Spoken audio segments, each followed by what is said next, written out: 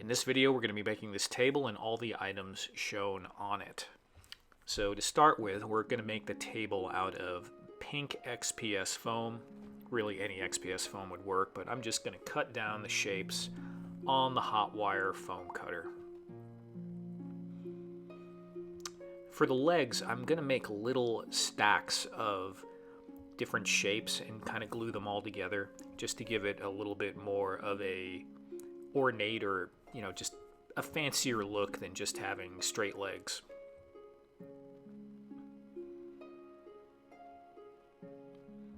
So actually, as I'm cutting these, and be very careful with this, I didn't really like the way this lined up, so I had to remake the pieces on the bottom because it was a little bit too goofy. But you just kind of throw those pieces aside and make some new ones, and here they are. So I'm going to treat everything with this wire brush to give it a wood grain texture.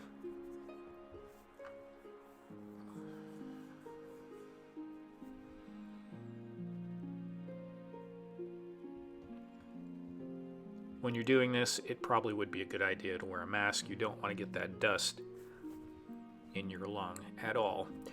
So I'm using some Aleene's tacky glue, although, any white glue, there are different glues that will work for this. I like Aleene's tacky glue. Gluing this together. And now we're just going to go ahead and glue together these different pieces that we made. Notice I have little marks on the squares. That's to make sure that I don't get them turned around the wrong way, because they might be a little bit wider than they are tall, and it would make the legs uneven. So we're just going to glue these together, and I'll wipe the excess glue off here. You can make those in any pattern you want. You can get really creative with this, and that's kind of cool because having those different, that different look to the legs, I think really makes it look really cool.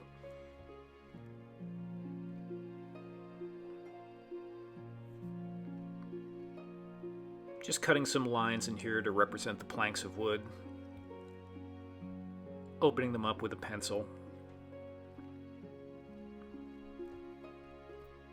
Always got to remember to do the sides, and I usually do the bottom also. These are going to be little iron straps that I'm adding on here, and I'm also going to cut little nails or rivet heads. I think they're technically nails. I usually just cut way more than I need to try and get the little squares.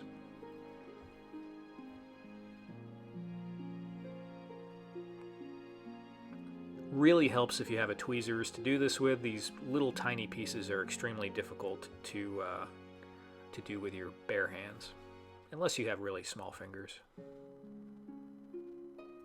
So now we're going to move on to making the book and eating this apple. Just using the straight blade here to try and carve out make a differentiation between the front of the book and the pages, because it's all just kind of like one piece of foam, really.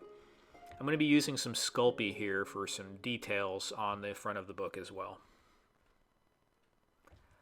I have this handy dandy extruder. It's kind of like, what you used to play with as a kid, if you had that, with Play-Doh, but it's got all different types of shapes that you can extrude out of it, and it's really, really useful for making all sorts of little stuff with Sculpey or polymer clay.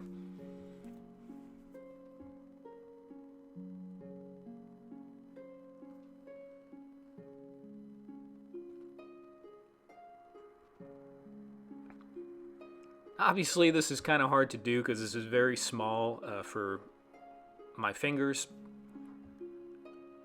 A little bit fiddly.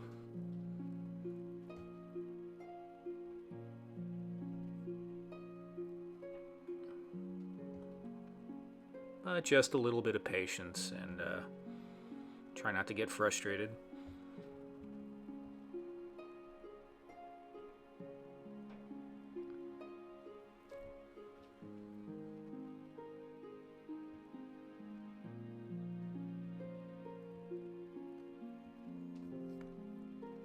I just put a couple of these on here in a very basic design, but you can get really, really fancy with this stuff, obviously.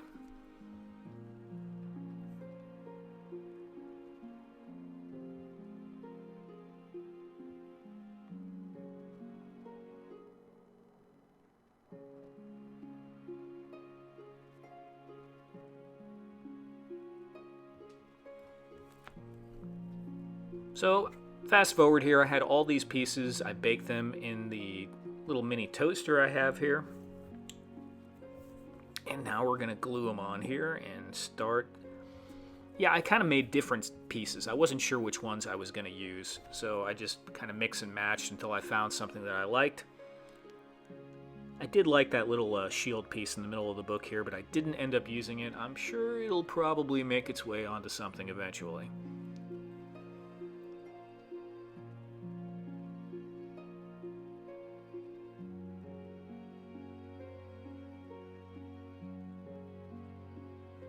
Using these pins here to help the little strap that I added on the side of the book.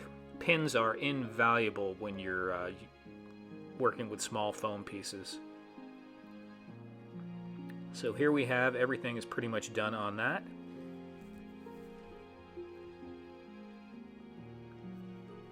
Now I'm going to start working on the candles. So just warming up this Sculpey, and you can see all this is really simple. We're just shaping it with our hands. And now I have one of these ball tools that is really useful to have.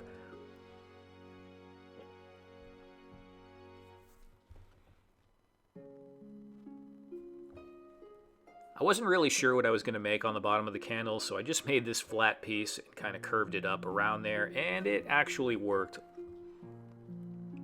So I'm going to get all these pieces on here, and this was something I actually made off camera while I was just watching TV. I just kind of was playing with the polymer clay, and I didn't intend for it to be anything.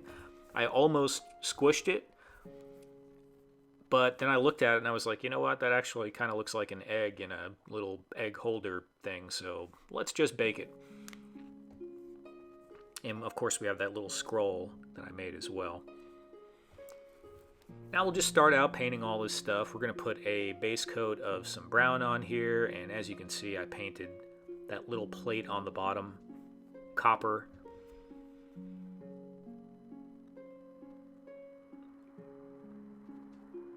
I've been doing a lot of books in red lately. I need to get some other colors. I've done a green one, and I think I did a blue. Oh no, I did a brown one. That's right, a brown one. But that was the open book.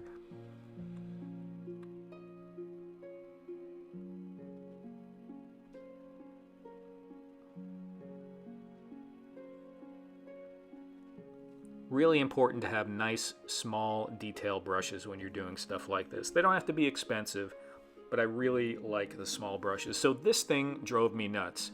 Painting anything round like this is really a pain in the butt. There's no good way to hold on to it. I know they make little grippy things and stuff. I'm sure there was a smarter way I could have rigged it up, but basically I painted my hand nonstop while trying to paint that egg. I'm using some brown wash here, just some water, paint, and there's a little dish soap in there too, because that's from my terrain wash. I put some black wash over this too, because it was just a little bit too, I don't know, plasticky, toy looking.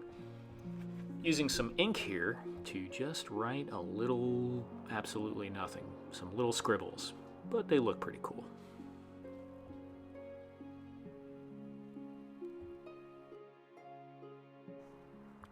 Definitely need to make some more of these little scrolls. They're pretty easy to do and be really great to have a bunch of them. I think it would look really neat. So these are all done.